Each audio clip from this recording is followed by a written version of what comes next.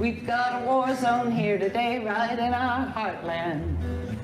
Are our unions here to stay? These multinational bastards don't use tanks and guns, it's true.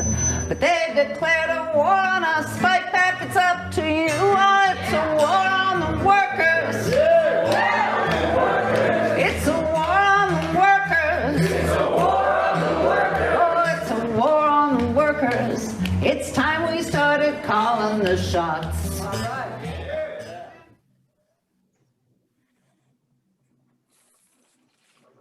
All right, welcome everybody. Welcome everybody. We have an exciting line. My name is Sparrow Tobin. I'm the president of the Labor Federation. I'm also with NYS AFL-CIO. And we have an exciting lineup of guests and speakers for our event tonight on Black Lives Matter at Work. As a federation, we have committed ourselves to fighting for economic and social justice, as well as being anti-racist. We hope to dig a little deeper in our discussion of Black Lives Matter tonight. We'll take a look at our own house, the House of Labor, and also use the lens of history to add to our understanding of the issues. And as a history teacher myself, I always tell my students, we study the past to understand the present, to plan for the future. So if you don't know where you've been, you don't know where you are, and you won't know where you're going. So we hope to kind of dig a little deeper into the history of that as well. All right, with that said, I'm gonna pass the torch to Donna. Hi, everybody. Good evening, and thanks for joining us. My name is Donna Goodman, and I'm a member of United University Professions at SUNY New Paltz, and also a member of the Hudson Valley Area Labor Federation. Our format this evening will be to hear from our two speakers and then have a moderated Q&A. So if you have questions, just put them in the chat, and you'll be called on to ask your question and be part of the discussion.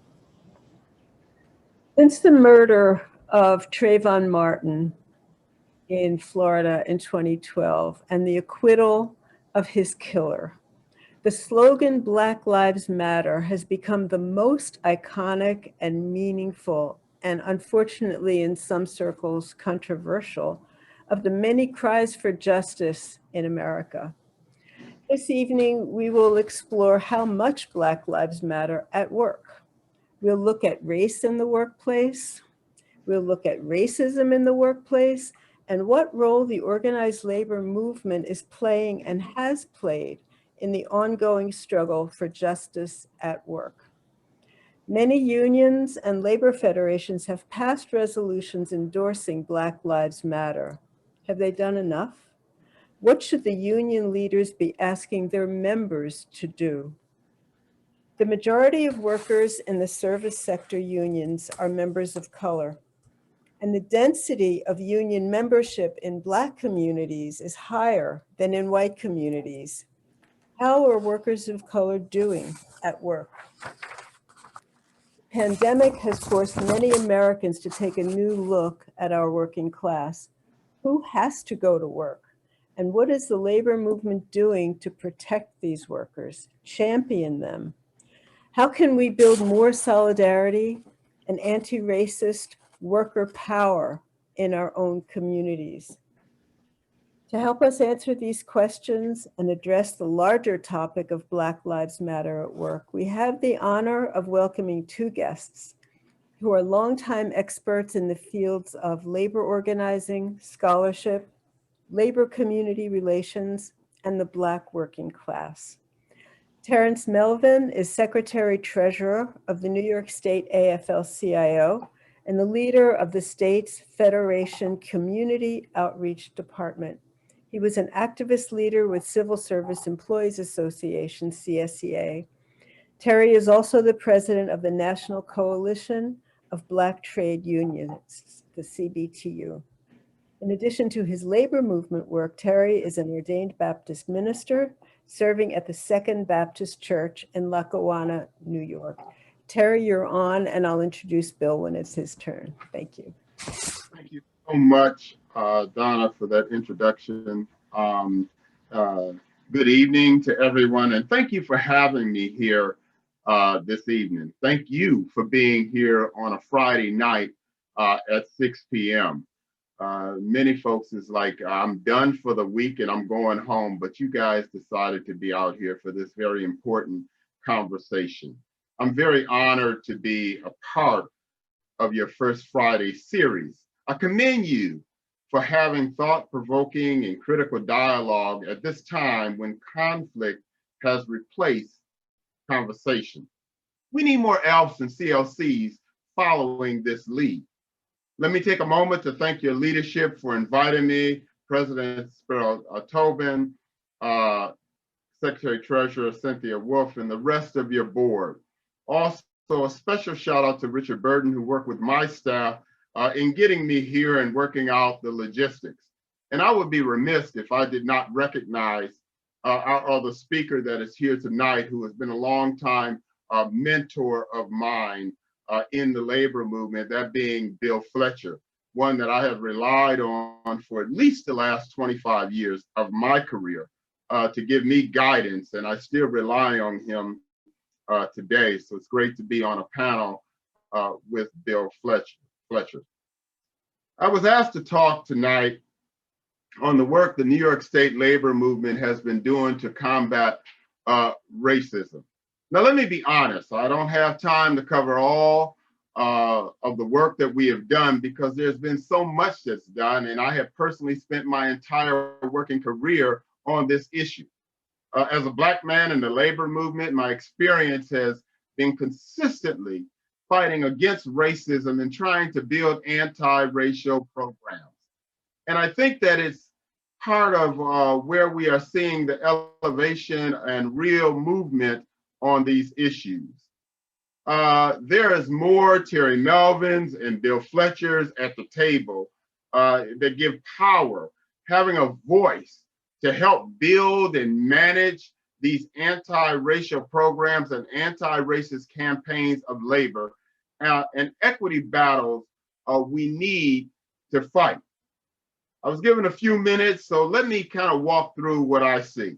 The systems all of us operate under have been built and established under a racialized lens.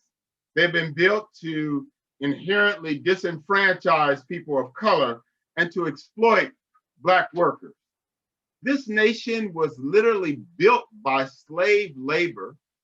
And so when constructing the laws and institutions of this nation, managing slaves was always at the forefront of decision making. Think about it like this. You have young kids and you're buying a house. Every house you look at, every staircase, doorway, room size, closet, you look at, you will take into account how your kids will handle it, how your kids will fall or break something or hurt themselves.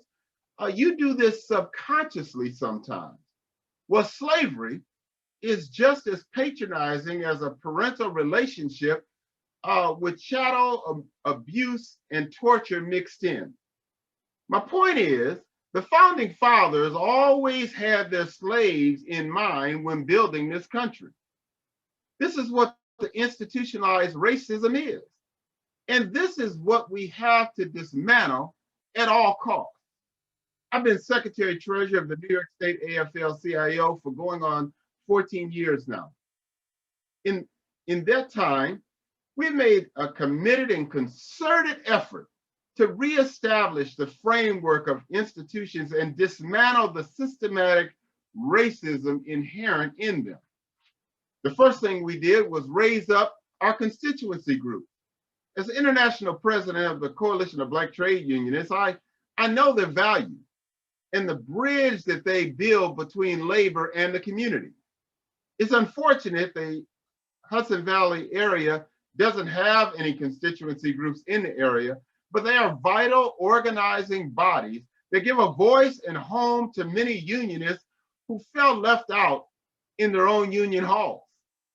They connect with the community and allied organizations that labor doesn't work with or relate with. So we lift them up on a state level.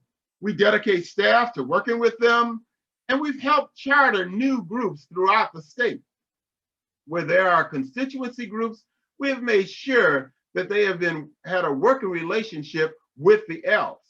We have brought them to the table and given them a voice. Representation matters. A table full of white men cannot figure out how to lift up women, Black and brown folk, and LGBT community. It's impossible. It is outside their scope of understanding. So having representation at the table is critical to dismantling the systematic barriers.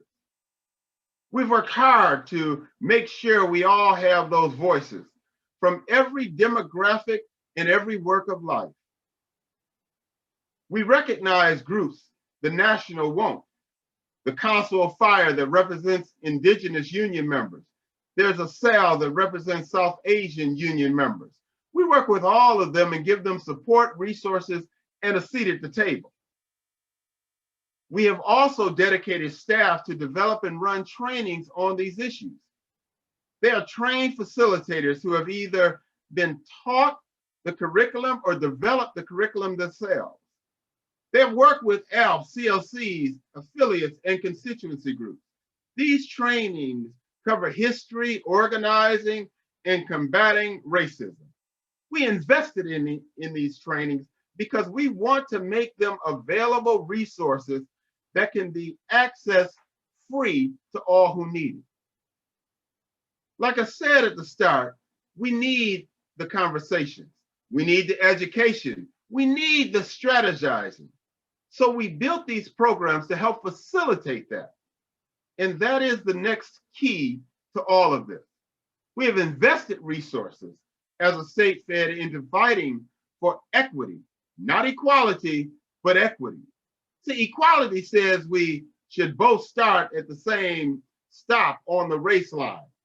Equity says that I should have the same training and resources you got before we even got to the running line. I want equity, not equality.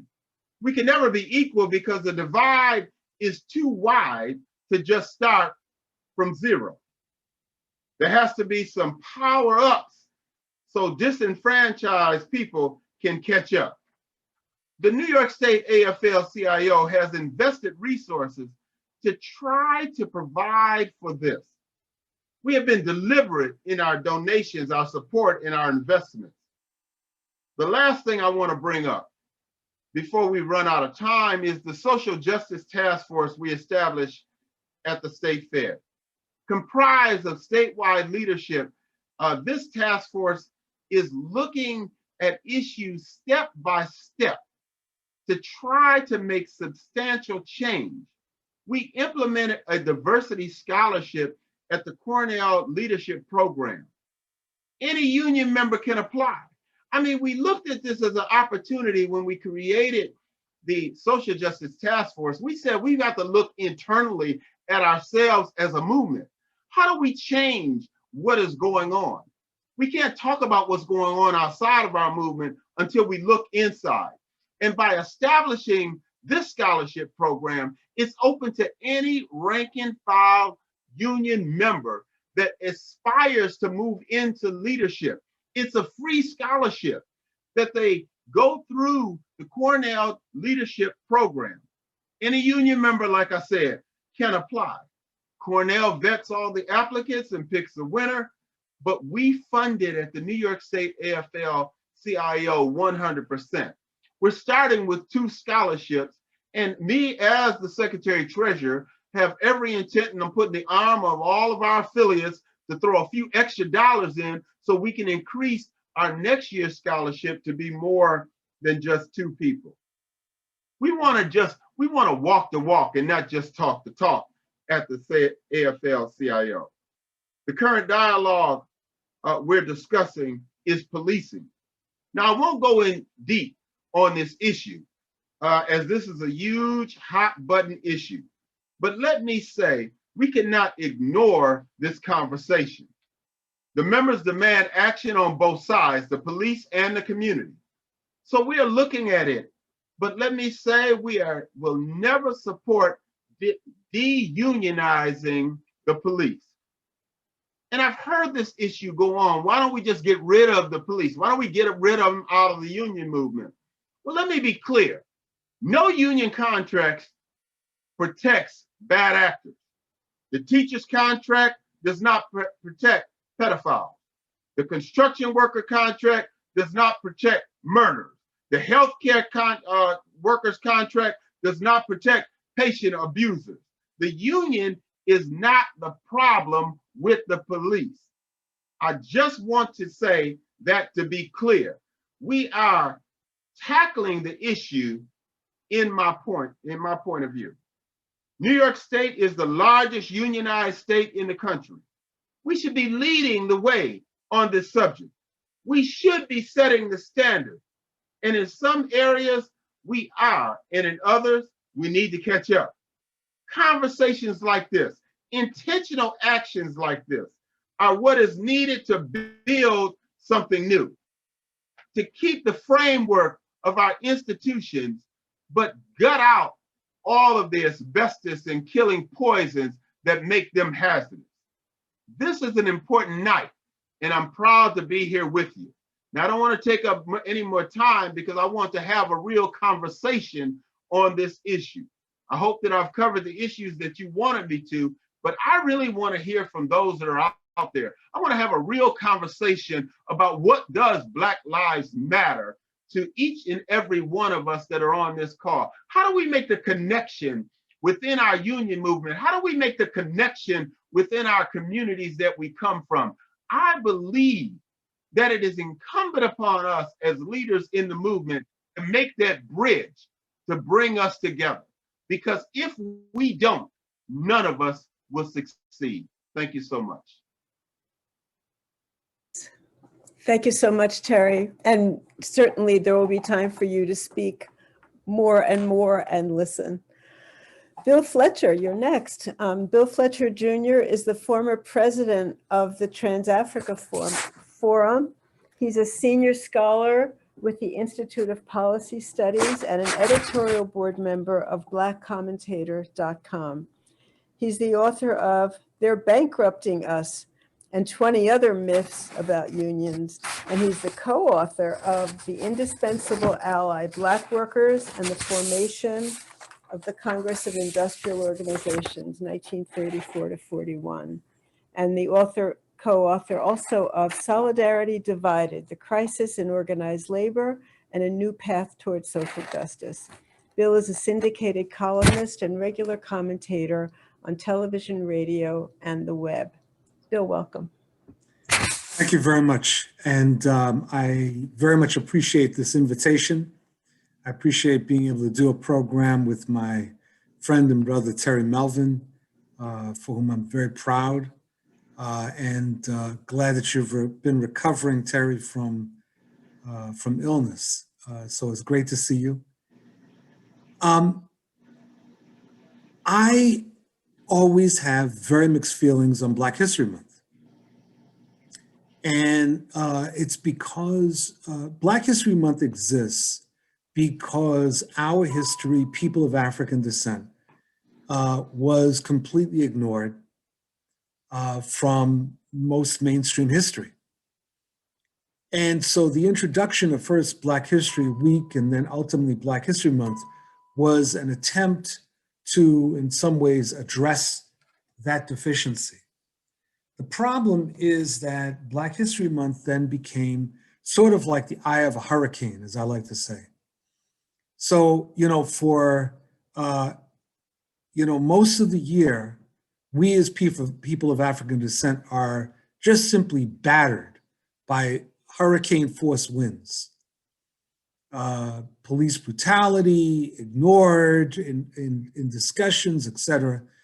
And then February 1st comes. And the sky's clear, and all of a sudden, we're in demand. And we have the different corporations and others that give attention to us. And then, so it's great. You feel like people really care. And then all of a sudden, March 1st comes. And it's like, whoop, right back into the hurricane. So I'm glad that Black History Month exists. But I think that what Black History Month demands is that we actually teach history fairly and accurately. And that means a really revolutionary approach to the discussion of history, and particularly the history of the United States, which is one of the reasons that people like Donald Trump didn't want to do it, because there's a lot at stake when you actually are confronting history. You start really getting into things like power, who has it, who doesn't, how it all operates. That's just as true in organized labor. Up until the mid-1970s, most of the history of organized labor, when it came to people of African descent, pretty much ignored us. It might mention the '64 Civil Rights Act and the ramifications. If we were lucky, it mentioned Dr. King and the Memphis sanitation strike, but very little else. And therein lies the problem, because the history of organized labor has often been taught as the history of white workers, with the rest of us as guests. And so I want to talk some about that. And I want to first start by really looking at this question of race. And there's more than I can discuss in the next 25 minutes, but I want to give you some outlines of my points here. One, race exists politically, it does not exist scientifically. The reality that we have to emphasize, and Black History Month is as good a time as any to emphasize this, is that there's only one race on this planet, and that's Homo sapiens. The origin of all Homo sapiens was Africa. Not anywhere else, Africa, Southern and Eastern Africa. And Homo sapiens spread out from Africa to go to the different corners of the planet. And there was evolution, and people started to change in terms of the way that they looked, their hair, et cetera, in part a reflection of climate, sunlight, et cetera. But the origin of all human beings is Africa. And as this white geneticist said at the closing of this incredible documentary, he said, conclusion number one, we are all Africans. Now, for many people, this is very unsettling. And my heart goes out to you. But it's the reality. We are all Africans. We are all originated there. Thus, scientifically, there's only one race. Politically, however, there have been, ever since the 1400s, concerted efforts to create so-called races. One of the most important early stages of this may come as a surprise to many people, but it was the efforts that were successful by the British to declare the Irish, the indigenous Irish, to be an inferior race. The term that they used, they weren't being descriptive, by the way. They didn't mean that in just sort of like, well, they're just different people. No, they meant that the Irish were an inferior people to the English. The Spanish, in 1492, when they carried out the Reconquista and the complete removal of the Moors and Jews from Spain, highlighted this notion of the purity of the blood. And La Raza, R-A-Z-A, which by the 1960s was converted by the Chicano movement to mean something very different. But for Isabel and Ferdinand, it was the idea of a superior race of people, the purity of the blood, which is really kind of bizarre when you realize that the Spanish and Portuguese peninsula was controlled by Moors for 700 years. So it's going to be about, how pure is that going to be? But the facts didn't really matter, as we've seen in the last 4 years. What mattered was the articulation by Isabel and Ferdinand, which they exported to the Western Hemisphere when the Portuguese and the Spanish began the invasion that we came to know. So race is a political concept, and race is actually the materialization of a differential in treatment. In other words, it's not just about ideas. It's about the notion that there's going to be a differential in treatment between population A and population B. Population A is designated by the elite as superior. Population B is designated by the elite as inferior. And the differential in treatment played itself out from 1492 to today in every part of society, every part of our lives, whether it was law enforcement, housing, jobs, healthcare, education, you name it. The differential in treatment existed. And for those who were deemed in the United States to be white, which was very interesting because not all Europeans were deemed to be white when they first came here.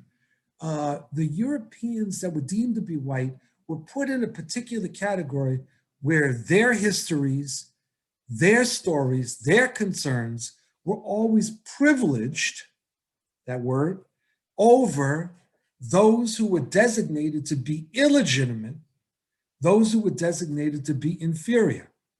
That's what we've been living with. And so when people talk about race and privilege, it's not about how people see themselves. It's about this actual institution that has been put into place that began in the 1400s, and in the North America, it begins in the 1600s, and the slow but steady designation of certain populations as white and others as Indian or red, and others as Black. Now, I don't have time to go into how white supremacy and race played out throughout the entire hemisphere, but what I do want to say is this, and it becomes very relevant when we think about January 6th and the Confederate flags and who was carrying out this coup attempt, that the construction of the United States was that of a settler state. That is, the people that came over from Europe, many of whom were forced to come over here, they come over and they're designated settlers.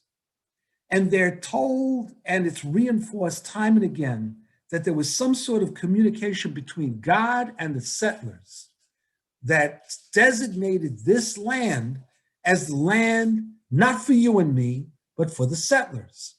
And if you look at every settler colony, every settler state around the world, whether Australia, Canada, the United States, South Africa, etc., you see a very similar thing, Ireland, that God is introduced, always. And I always like to say, and I'm not mocking God, but I'm trying to figure out, where were the indigenous when this communication between God and the settlers was going on? I mean, were they just like, was a disconnect? They didn't just get the memo or something? But the settlers always insist that God gave them land. And so when the settlers came to the 13 colonies, that's precisely what they did. They said, this is our land, and that the people that exist here, the indigenous, are to be removed. It was called the doctrine of discovery, that it was their land, it was the land of those who had, quote unquote, discovered it.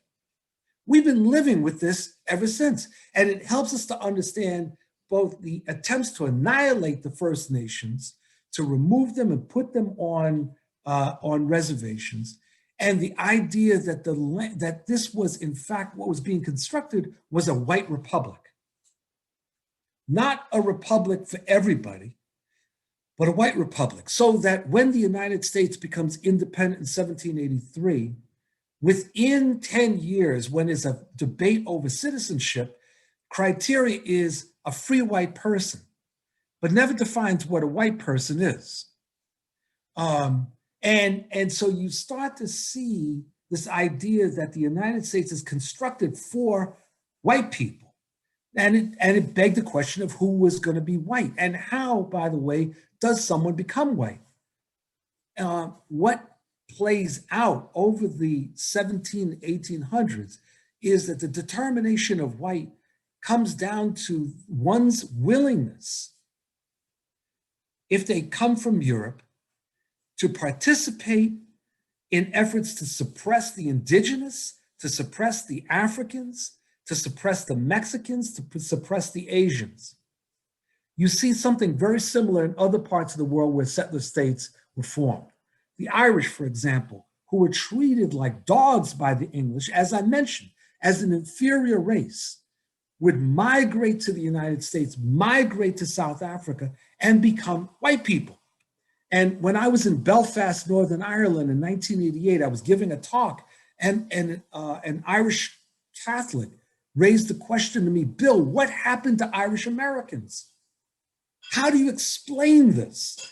We're treated like dogs here. How is it that we go to North America and treat African Americans the way that they're doing? And I said, you don't understand. When Irish take off in airplanes from Dublin, Belfast, or Derry, they fly over the Atlantic. And while they're flying over the Atlantic, they go through this major cloud. And when a plane comes out of the cloud and they land at Logan Airport or JFK, they get off the plane as white people. The guy looked at me, smiled, he had no further questions. See, it's amazing the way this society has been able to take people who previously had ethnic identifications and turn them into white people. Certain folks. Now, what does this have to do with organized labor? Organized labor, so a labor movement, I would argue, started as soon as colonization started. Whenever you had forced labor, working people were going to be fighting, whether they were Indians, Europeans, Africans, or whatever. But a trade union movement starts in 1830s, 1840s, during a very misnamed period in US history called the Jacksonian democracy. It was Jacksonian, but it definitely wasn't a democracy. But the union movement begins then. It begins as a white-only movement in a white republic where there is slavery, annihilation of the Native Americans, and the beginning of the annexation of northern Mexico. It is right before the large importation of Asian labor, particularly Chinese labor, that really starts around 1850. It's a movement that is men and women, generally segregated gender-wise, but men and women. It was a movement that saw itself in effect as operating within a white republic. And thus it was very divided on this question of slavery. After the Civil War, it remains deeply divided because what to do with all of this free African labor? That is people who had been formerly slaves. And what to do with all these Asians on the West Coast who were either tricked to come here, grabbed, kidnapped, and brought here to do the work, the mines, the railroads, agriculture, what to do about them. And the majority part of white labor, I continue to see white labor as the core, if not the entirety of a labor movement. Now, this is where things get very interesting because the trade union movement ends up not being just about white workers. Because right after the Civil War, there's all kinds of interesting things that are happening among working people. That idea, that notion, the working class. So in Reconstruction, in the first couple of years of Reconstruction, you had self-organization of freed African labor in the South. People organizing unions, carrying out strikes in the South, particularly 1866 to 1868, and they were raising the standard of living. There was also the formation of something called the Colored National Labor Union, which was organized precisely because the National Labor Union, which was a labor federation, refused to allow African Americans and Chinese to enter in. Colored National Labor Union gets formed and says, we're open to anybody, including white folks, and especially including Asians. So when we talk about this labor movement, it wasn't that these white folks got together and did something and then invited us in. At the same time, on parallel and sometimes intersecting tracks, there were organizations of working people that were building a labor movement, a trade union movement in the United States. And so much of that history is completely whited out. You would have no idea. It wasn't really until Philip Foner wrote Organized Labor, the Black Worker in 1974, that all of a sudden the covers were lifted and it was like, wow, dawn broke on Marblehead, right? I mean, all of these things that many people had no idea about were revealed, and subsequently other things were revealed, not just about African Americans, but about other parts of the working class.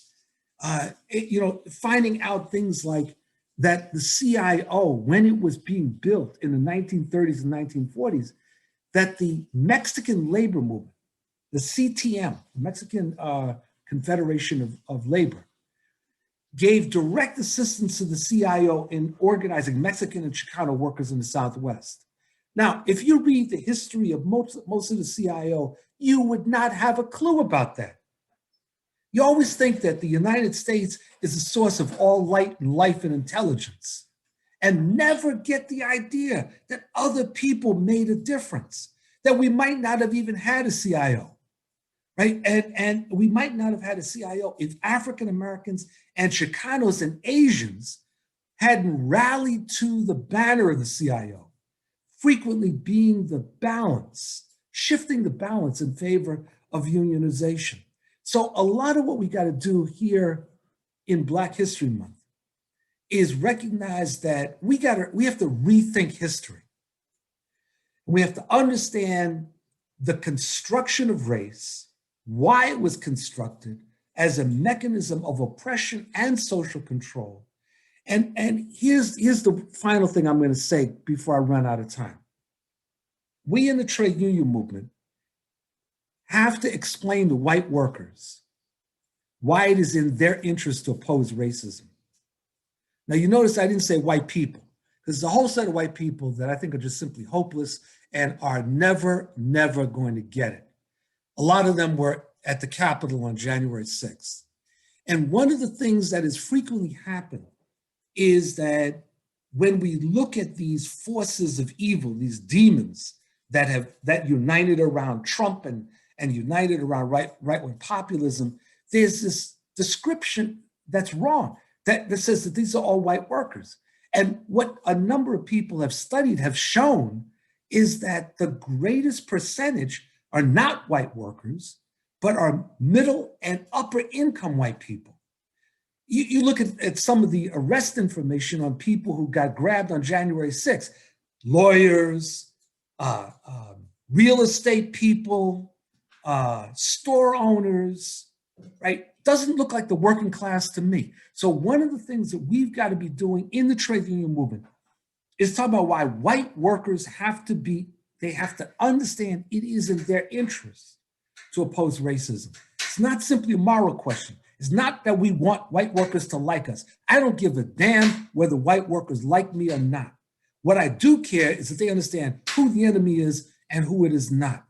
And we got to integrate that into all of the educational programs that we do in the trade union movement, not just on Black History Month.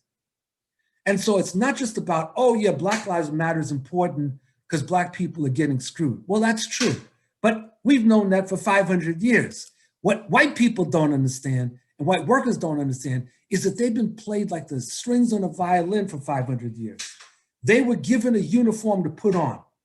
Their uniform said, I am now a white person and I have more in common with a rich white person who, by the way, here's the footnote, despises the hell out of me and treats me with contempt. But I have more in common with them than I do with an African American, a Native American, a Chicano, a Puerto Rican, a Dominican, a South Asian, a Southeast Asian, Filipino, Korean, or whatever, right? I have more in common because of the skin. And all you need to, and just give me a gun, please, so that I can prove that I am a legitimate white person, right? That I will go into Kenosha and I will shoot protesters and it will be accepted because I'm a good white person, right? I am willing to serve the master just as my ancestors did before. When we are able to explain and win over white workers, understand that opposition to racism is actually in their interest, we're going to be on the verge of a major social transformation. And that's what we should be fighting for. Thank you very much. Okay. Thank you. I wish we could hear applause, but just know that it's out there. Thank you. Going to go into our discussion, and the discussion will be moderated by my union sister, Beth Wilson. You have, if you're on Zoom, you have a chat link and you have a Q&A link. And Beth will go through those questions. Please feel free, comments, questions. I mean, we now have a good amount of time for discussion, and this is a ripe topic. So both of our speakers have given us much food for thought, and let's take advantage. Okay, Beth. Okay, thank you, Donna, and thank you to both of our speakers. I'm sure we'll have lots and lots. We already have a few questions that are popping up. We're going to have a really terrific discussion. I like to take this moment in our First Fridays to kind of take advantage of the fact that I get to kick off the Q&A with a few thoughts of my own. I found, Bill, your discussion was incredibly stimulating to me, and I have a personal story to relate. I mean, I am my discipline is art history. I teach history. History is really important. As Sparrow said at the beginning of this event, you know, he teaches history in I believe middle school, and you look at history as a place where you've been to understand. You can figure out where you're going to go, and a lot of history is literally a story. It's a narrative that we have about ourselves, and that narrative is one that we can change. The personal reflection I have on this was I grew up in the 60s and 70s in South Central Pennsylvania, in Altoona, Pennsylvania. When I went to high school, we had a high school of about 1,200 students. There was one Black student in that high school for my entire career in high school. I grew up simply not really having any personal, I mean, the one Black student in my high school actually sat behind me in homeroom for 3 years, so I got to know him a little bit, but we had like no contact. And I thought that was just, oh, I live in this kind of white area of this country.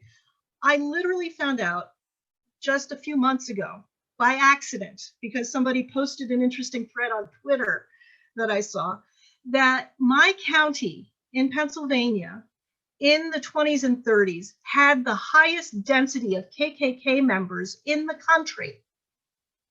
So what I grew up with in the 60s and the 70s was literally the legacy of that racism that had been so deeply entrenched geographically in the place where I happened to be born.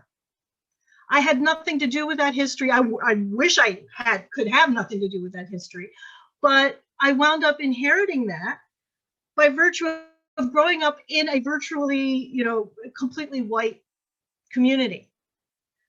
Okay, and it's really important that, I mean, I feel in some ways bereft. It's like, you know, there's a whole other series of, you know, a whole other dimension of experience that I never got to have when I was growing up. Now, mind you, when I went off to college and I was in Washington, D.C., which is a majority Black city, and there were lots more opportunities for me to make friends and get to know people and get involved with social movements and different things. So I've you know, spent my life essentially trying to redress that, you know, lack that I experienced early on. There is, you know, that's part of the history of where I came from, but I think we can all think about those histories. I mean, you can't just assume things because they seem naturalized to you. Nothing, I mean, nothing's really natural. Things are there for a reason. There's a history that brought you to that point.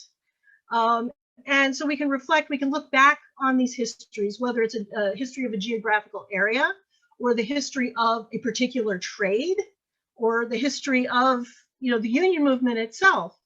And I think it's really important for us to reframe and re-understand the impact that race and racism historically has had on how we got to the point we are today, but to understand also that we can change that story moving forward. We can write a new, different story, which is one that I'm working on as I teach with my students. We're trying to kind of understand art history in a different way. I mean, it's a very white profession, believe me, and there's a lot of room for anti-racist kind of reflections and critiques, which I've been progressively trying to build into my courses. I mean, we're all learning this together in a certain way. So I'm hoping out of this discussion that we can start. I can mention as one of the members of the Hudson Valley ALF Education Committee, we look at this. This is just sort of the first event in what we hope will be an ongoing thread addressing issues of race and anti-racism within the labor movement. So, in months to come, we do these first Fridays each month. We will keep circling back to this issue through various lenses, through various particular issues. So I'm really, really glad that we're starting this conversation now, and it's one that absolutely has to continue on an ongoing basis, or we're not actually going to make the change that I think we all need. Okay, well, that said, that was my little bit. We've got a few questions. And the Q&A is kind of blowing up here. So I'd like to start with Terry. There was a question that popped up early on in the Q&A. And as you were speaking, I wanted to myself also know a little bit more detail about these constituency groups. There was a fire circle you were talking about. If you could just give us a little bit more information about some of that. Oh, you need to unmute, Terry. Okay, yes, got it. So more information about the different constituency groups. There are 6 constituency groups of the AFL-CIO. There is APALA, which deals with the Asian Pacific Islanders. There is APRI, A. Philip Randolph Institute, which deals with Black workers. They're more the educational arm of the AFL-CIO for Black workers. There is Coalition of Black Trade Unionists, which is the more militant arm of the Black labor. The difference between APRI and CBTU is APRI works under the auspices of the AFL-CIO to do training and teachings to Black workers. That's what it was created for. CBTU was birthed out of, for lack of better words, being pissed off with the AFL-CIO in particular because they would not take a proactive position in the race between Nixon and McGovern. And Nixon has such a negative track record as it related to Black folks or people of color anyway, minorities, that they came together to say something needs to be done. This is our union money and this is our union and they're supposed to be representing us.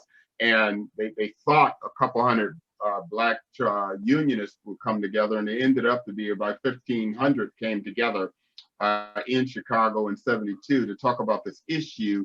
And there they created the Coalition of Black Trade Unionists, which was set up to deal with education in the Black community, education within the labor movement of Black workers, to be a bridge to help Black workers become leaders within their own union.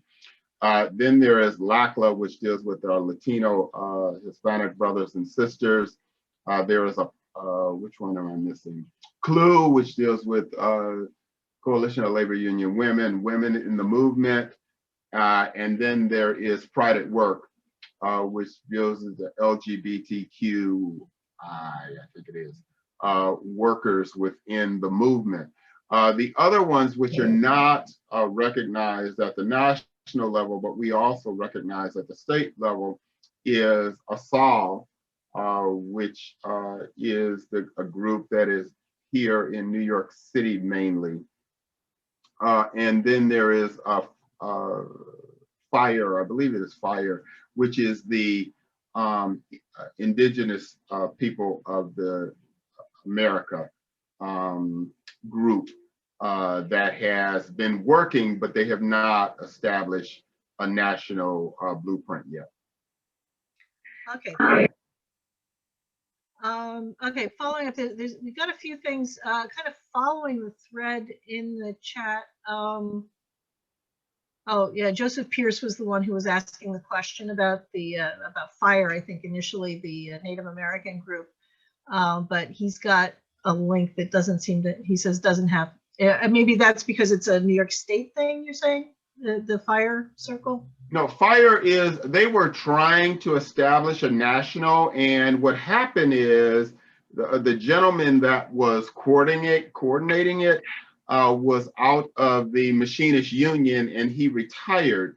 And I think they lost some of their footing, if you will, about getting established, because we were really working very hard a few years ago about trying to get them status as a national constituency group of the AFL-CIO.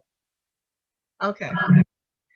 So sort of following up on, so this organizing of the constituency groups obviously is an important element in terms of people understanding what their situation is from the particular lens or perspective that they've got and how they want to move forward with things.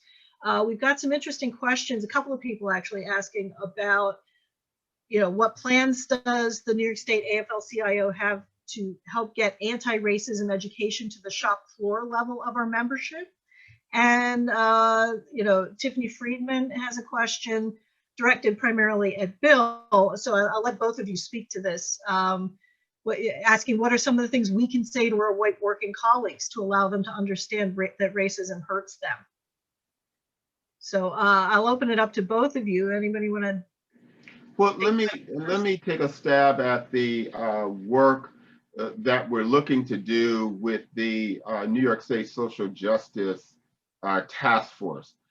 We are beginning, it is our plan as a task force to really take a hard look at the issue of racial and social justice within the state of New York and what that means. We are now starting out, we've started out with the issue of policing.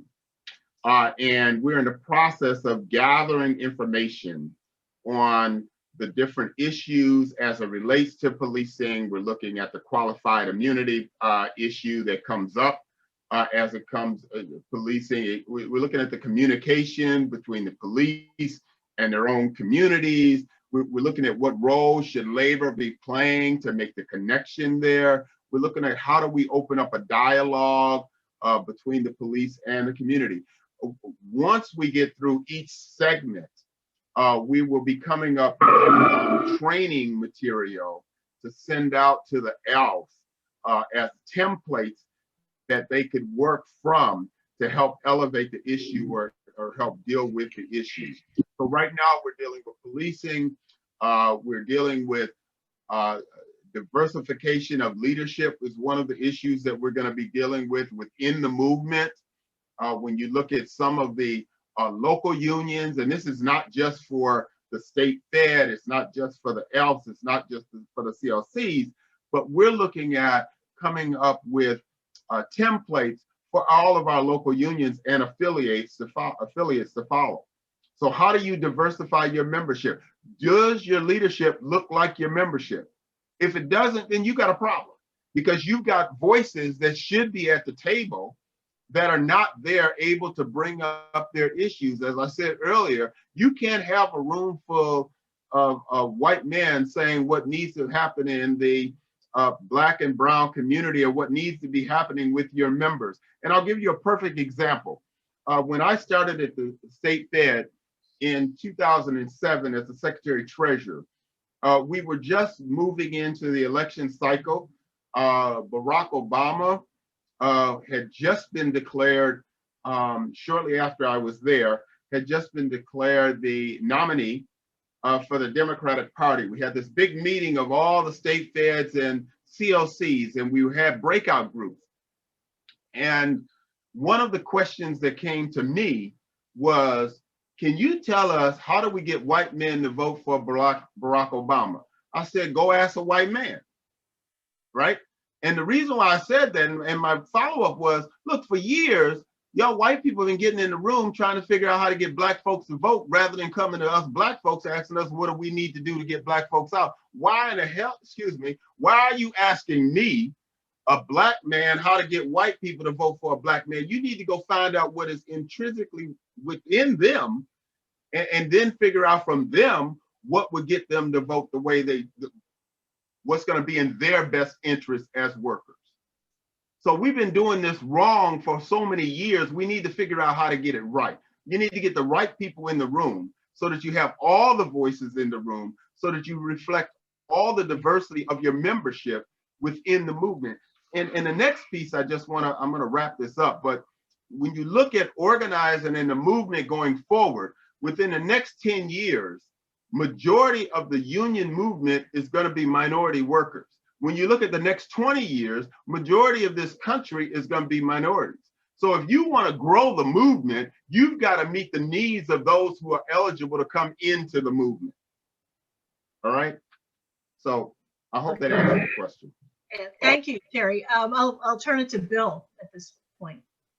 Yeah, I obviously agree with Terry. I would say that the critical thing in talking, my experience in talking with white workers about racism is to begin at the level of fairness, the issue of fairness.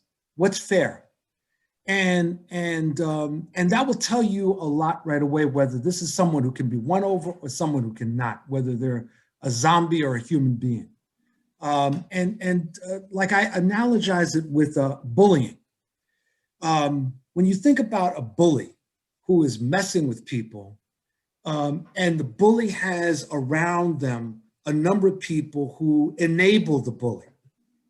And if the people that are around the bully say nothing as the bully is attacking others, at the point that the bully decides to change their mind and attack them, there is no defense because their complicity weakened the ability to build any kind of bond to defend anyone because it was completely arbitrary. And that's what race does. The existence of race and racism basically creates an arbitrary line and says people beyond this line will be treated in a certain way. And to the extent to which white workers are complicit in this, they open up the door to themselves being whacked, which is what you could see in the South and the Southwest. But I'll give you an example that I frequently use because it was so blatant. In the 1970s, I worked in the Quincy shipyard in Massachusetts. And on third shift, 11 to 7, there was a practice that had existed for years, which is that after you finished your work, I was a welder, and this was true for welders, but also ship fitters and others. After you finish your work, you could go to sleep.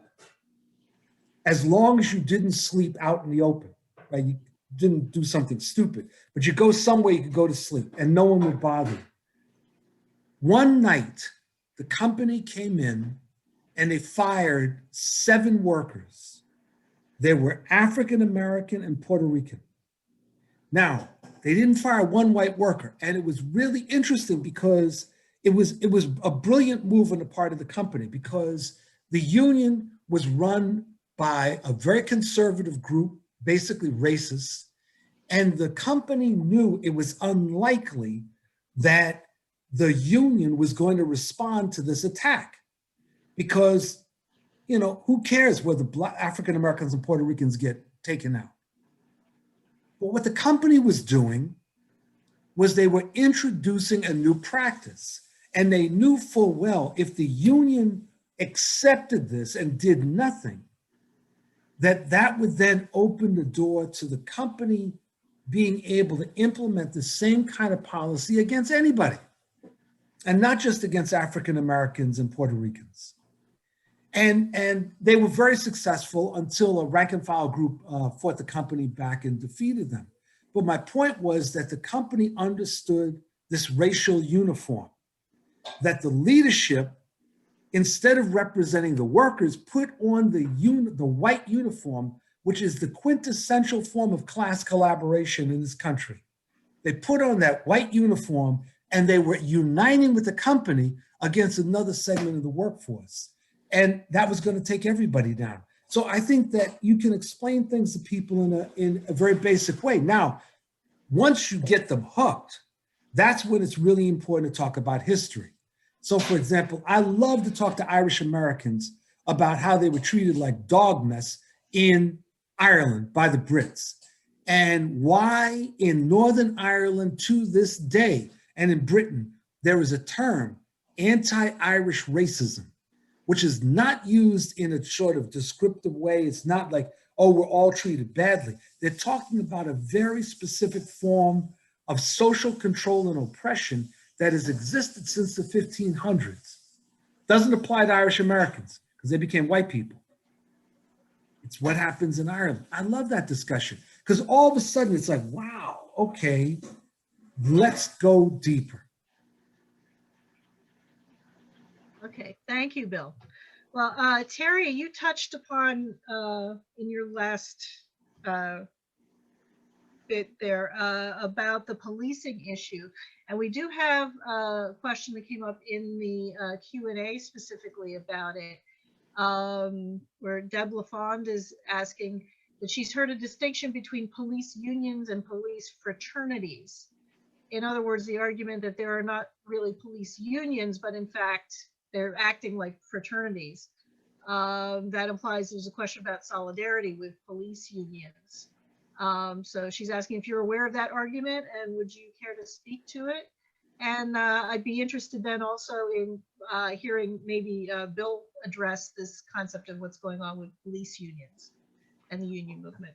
Well, this is something that we're looking at not just at the state level, but at the national level. You may or may not know, I serve as the executive director of the National AFL-CIO Task Force on Racial Justice.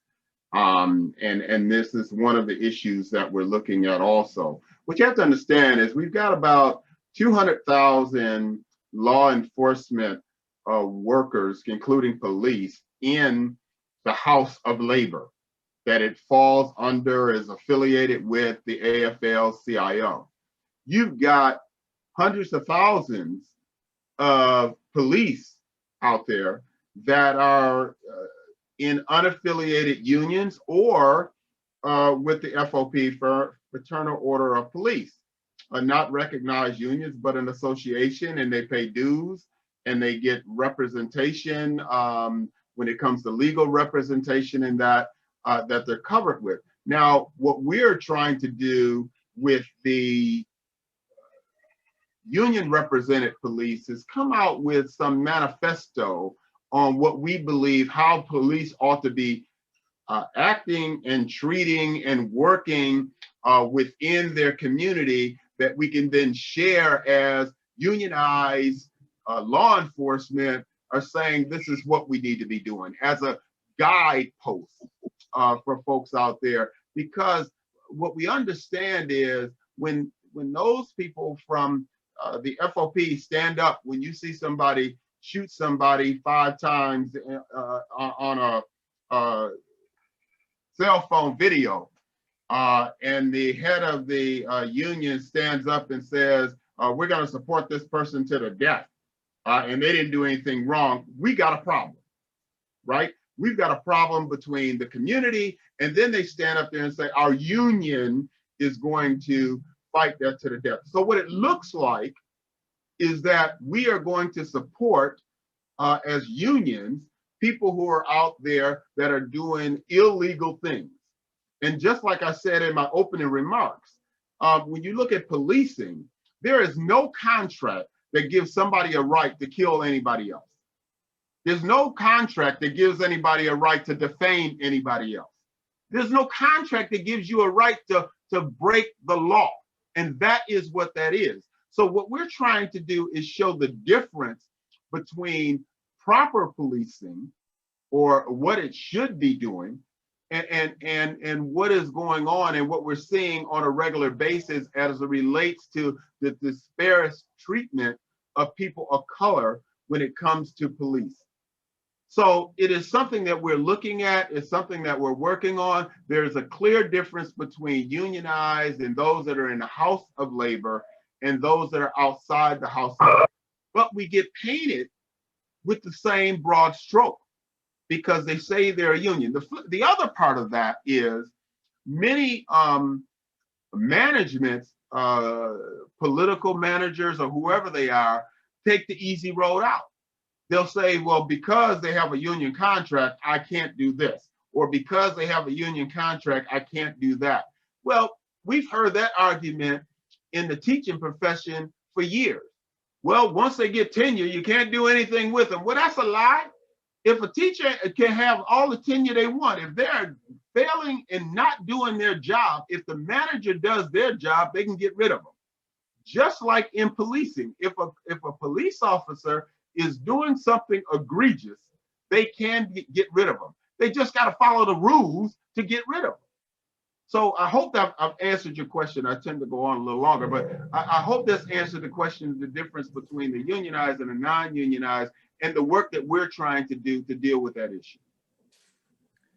Okay. Yeah, I want to agree with most of what Terry was laying out.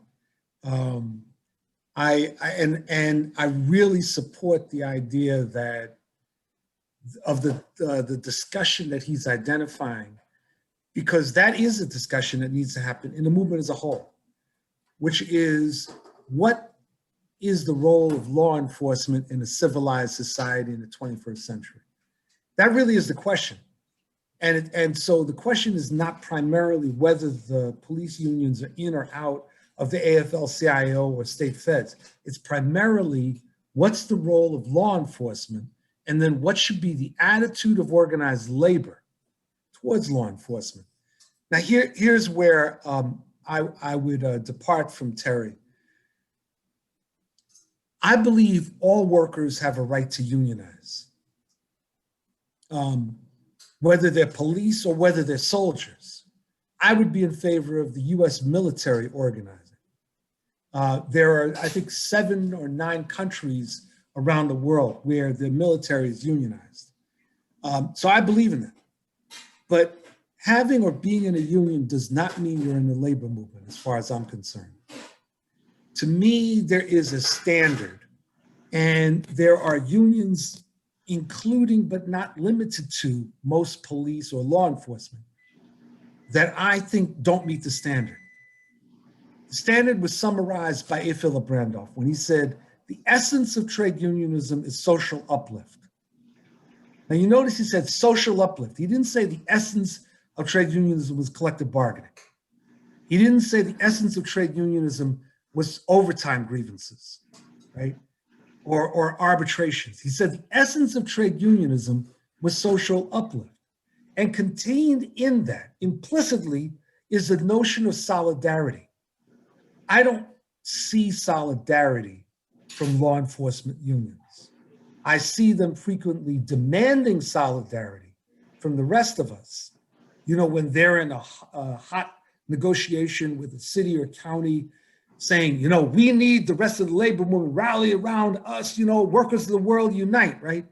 And, but then when other workers are on strike or organizing, what you hear from law enforcement is, oh no, we can't do that.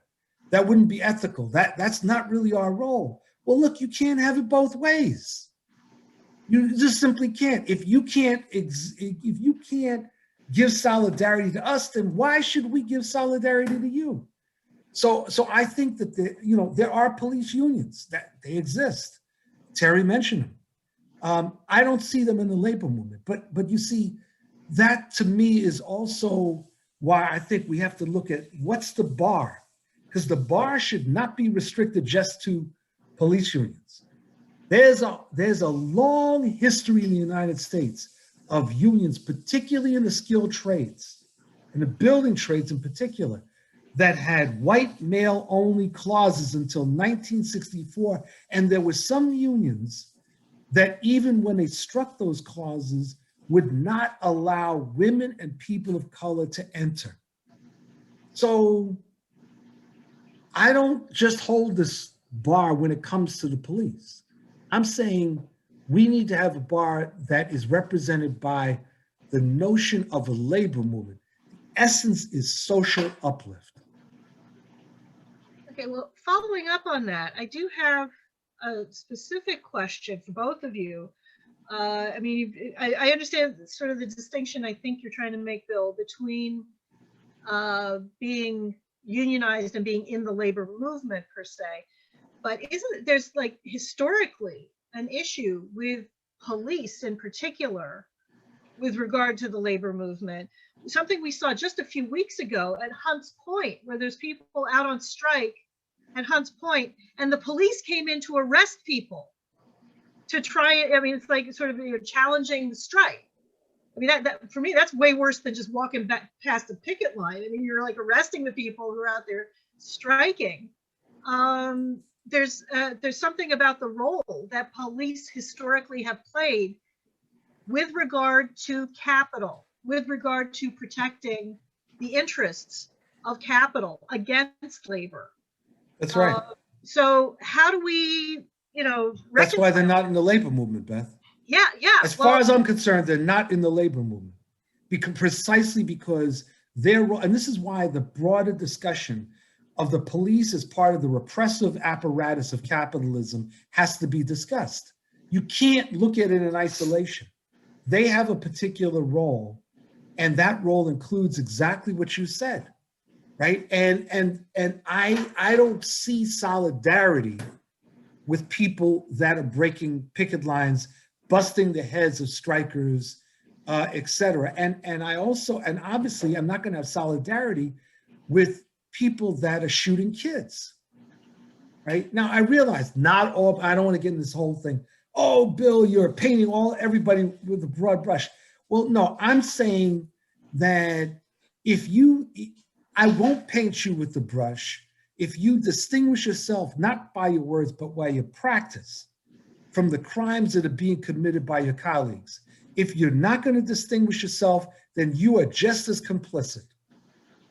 Well, so how if someone happens to be unionized as a police officer, but I mean, Terry made the point that, as a union chapter president, I've had issues with members who come up through a disciplinary process. I look at the thing that they're being accused of, and then in some cases, it's pretty clear that they actually did. There's no way that we can defend bad actions, but we do defend process, right? That's our job within the union, is to defend, make sure the person has the contractually guaranteed disciplinary process is observed, right? So we do that. And I mean, and that's sort of splitting a certain hair. But we have a structural issue, I think, with police in particular, because what Terry's saying is like, they shouldn't be defending a bad act, but how often are the unions, the police unions specifically, going way beyond just defending procedural rights and actually defending the bad behaviors, right? So how do you see them? What difference does it make if they're unionized or not, if they're absolutely going to be not in solidarity with us? So I would say one thing that I don't think that Secretary Treasurer Melvin would say. I think that all law enforcement should be removed from the AFL-CIO and put in their own union that is outside of the AFL-CIO. So let me be very clear about that. I'm insisting that they have the right to unionize. I do not want to participate in the discussions that some people have started to float of denying police the right to unionize. No, I think that they absolutely should have the right to unionize, but they shouldn't be in our federations. I think that the reality is, and I'm talking about law enforcement, not just talking about the cop on the beat. Law enforcement, the problem is that they have very conservative impact on the larger movement, not just when it comes to being defensive around police brutality cases, but a very conservative impact. Now, I realize that that would mean that unions like AFSCME, SEIU, the Teamsters, UFCW, and others would have to give up law enforcement units. I realized that that would mean that the American Federation of Government Employees would lose Border Patrol, ICE, and Bureau of Prisons. I realized that, which probably makes it practically impossible. But I think that this distinction is important.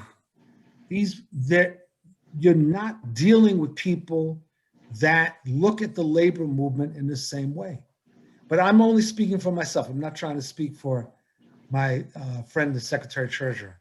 Yeah, I mean, of course, on that point, Bill and I will disagree. I mean, I think that everyone, all that we can bring into the House of Labor to have that discussion within the House of Labor, which is something that we are doing at the national level now with the unionized law enforcement arm of the movement, to have this very type discussion. But I think the larger discussion is, where did police come from?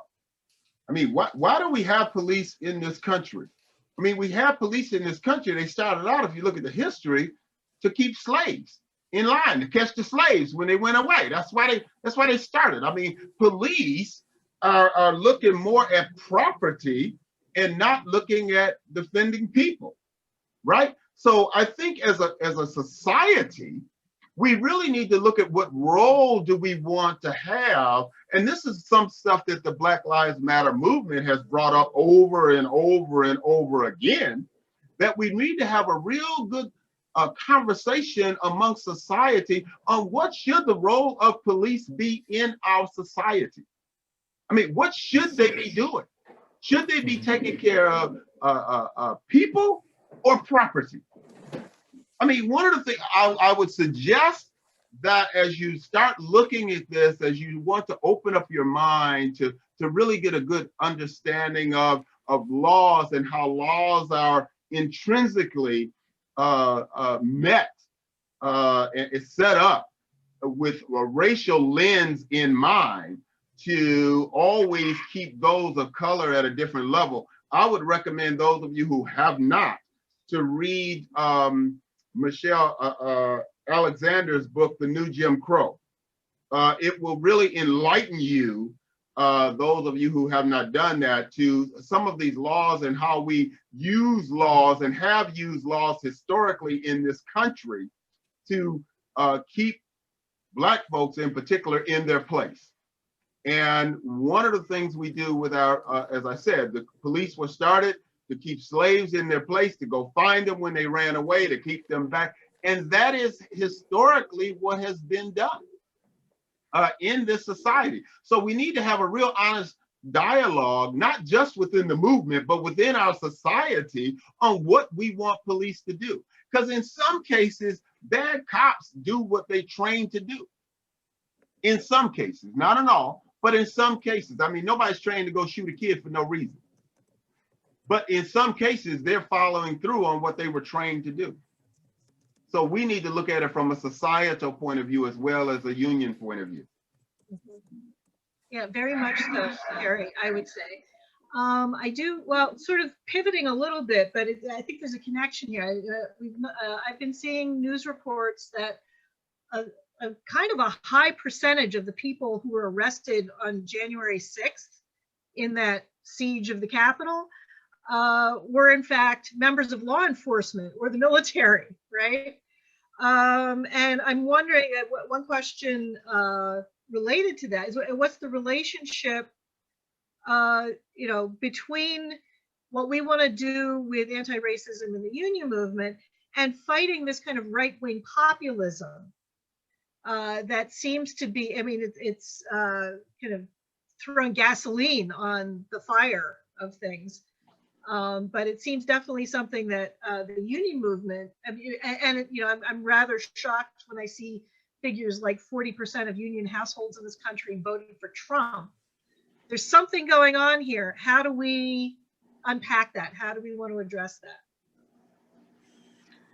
Well, that's a $64,000 question. And this is precisely what I think that every local union, every central labor council, every area labor federation, every state fed needs to be addressing through a very comprehensive education program. First, we have to, in trade union movement, have a better understanding about what right-wing populism is, that it is a social movement. It is not just a bunch of ninnies. It's a social movement that is millions of people that wishes to turn the clock back and seeks to restore the white republic, seeks to restore very clear gender hierarchies, is incredibly xenophobic and authoritarian, militaristic, and obviously racist. And so we've got to have that discussion within our ranks. Now, the problem is that in organized labor, we don't take education very seriously, truth be told. Many labor leaders will talk about education, they'll give great speeches, and there'll be a tear coming down their eyes as they talk about education. But when the budget is there to be set about the importance of education, it's like, it's one of the first things to go.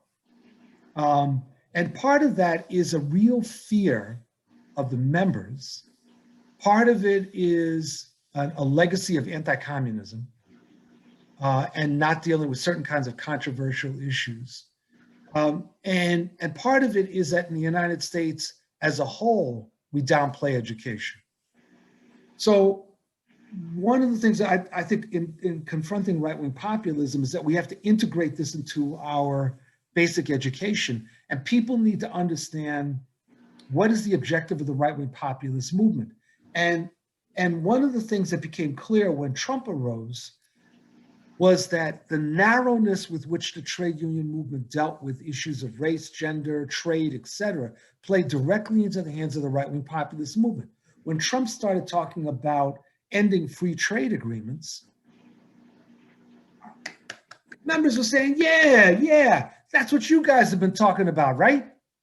Well, not exactly, but how do you explain it when you've been talking very narrowly about neoliberal globalization and not explaining the way that neoliberal globalization works? How do you deal with it when you've only been talking about, for example, that NAFTA and the way that US workers have been suffering, and you've never once talked about how NAFTA destroyed Mexican agriculture, how NAFTA destroyed the public sector there, how NAFTA forced hundreds of thousands, if not millions of Mexicans to move north and then to cross the border. If you've always been talking about NAFTA as we in the United States are suffering because of this, but you don't talk about the broader, you lay the foundation for the right-wing populist. And this is why people like Bill O'Reilly and others are often, they'll sometimes sound like leftists, because they'll take pieces of what we say, but not the entirety, and it will sound very radical. So we've got to really introduce a completely different approach to education, and issues of international solidarity. We've got to stop allowing people like Trump to make it appear that the United States is the one that's suffering because of globalization. No, US workers are suffering. US capitalists are doing fine, thank you very much. And they're doing fine, and they don't give a damn about the US worker. Again, it goes back to what I talked about, race and class collaboration. So this is part of what we have to talk about. Now, I realize that for some labor leaders, they're gonna say, that sounds really communist. I don't give a damn what it sounds like. The question is whether it's the truth. If it's the truth, then we need to teach it. And we need to engage in that discussion. But there's a lot of cowardly leaders that we have, which is why the labor movement needs a major retirement program for a large section of our leadership. Let me also weigh in a little bit on Beth's question. Under the Obama administration, there was systems in place to help deal with ridding police, local police, of white supremacists. And then he left office. And then we ended up with Trump. And all his rhetoric basically said, do what you want to do I'm going to support you. I'm support QAnon. I'm supporting white supremacists. I'm supporting all you going out there and beat the hell out of who you want to beat the hell out of. I got your back, whoever you are. So, and all those programs that Obama had put in place, he crushed them, took them out, right? So, and what you saw on January 6th was the culmination of 4 years of basically taking the covers off of all these folks who had been in hiding. I mean, some people thought that in this country, when Obama was elected president, that we have now conquered racism. And what we did was we just pushed it to the back. And when Trump came in, he took the lid back off and they came out with a fury, right? So we need to look at, so why was so many police officers and law enforcement there at on January 6th? Why were they found out? Because their leader, the one that was allowing them to do whatever the hell they wanted against whoever the hell they wanted and supporting them, was now being elected out of office, sent home, and now they were trying to fight for their lives, right? So that's why they were there. They were there to go for the person that had been supporting them blindly for 4 years. Something needs to be done. And I believe with the Biden administration, we're going to see some changes in that. It's going to be a long process, but it just can't be, look, let us not, as a progressive movement, do to Biden what many of us did to Obama when he got in. We figured we elected him. He's going to go in there and fix everything by himself. We went home, put our feet up on the coffee table, had a drink or whatever, coffee or whatever we had, and said it's up to him. Let's not do that to Biden. Let's do what we're doing right now. Have the conversation at the local level. Start moving policy at the local level and start holding Biden accountable for what he said he was going to do when he was running for office. We can't be complacent, folks. We got to stand up. And if we stand up, they're going to stand down eventually. Amen to that, brother. Yeah, I mean, I think one of the things that we can all learn from the Obama years is the absolute necessity of maintaining a movement to keep pressure on, to make things happen, to make change happen. I mean, Bill did mention, I mean, as horrible as the Trump years were for organized labor and lots of other people, Bill mentioned, you know, hey, Trump is talking about undoing NAFTA or whatever. Who put NAFTA in? It was Bill Clinton. It was the Democratic Party, which for the last 40 years has been chasing the Republicans down the neoliberal rabbit hole. So we got to turn that stuff around, and it's only going to turn around if we have a movement to make that happen. But Beth, let me just point out though, when this whole NAFTA fight came up, if you remember, right before the 2016 election, it was the first time in my career that I saw the entire labor movement on the same page, saying, don't ship, no NAFTA, don't shift our jobs overseas. We're all together, public sector, private sector, service sector. We were all spending millions of dollars to get the same message to our members. And what happened? Our candidate said, yeah, I'm going to take a look at it. Their candidate said, I'm getting rid of NAFTA.